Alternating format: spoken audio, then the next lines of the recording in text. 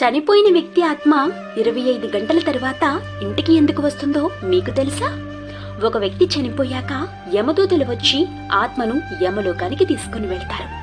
అతను చేసిన కర్మలను చూపించి మళ్లీ 24 గంటల తర్వాత ఆత్మని వాళ్ళింటి దగ్గర వదిలేసి వెళ్లిపోతారు.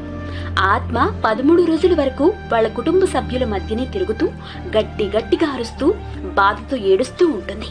కానీ బ్రతికున్న మనుషులెవ్వరికీ కూడా అరుపులు వినపడవు, ఆత్మ కనిపించదు. తన శరీరంలోకి వెళ్లటానికి చాలా ప్రయత్నిస్తోంది, కానీ వెళ్లలేకపోతుంది. 11వ రోజున లేదా 12వ రోజున ఆత్మకి పిండం పెడతారు. 13వ రోజున ఆత్మ యమలోకానికి బయలుదేరుతోంది. ఈ ప్రయాణం 1 సంవత్సరం వరకు ఉంటుంది. ఈ ఆత్మ ప్రయాణం చాలా కష్టంగా ఉంటుంది.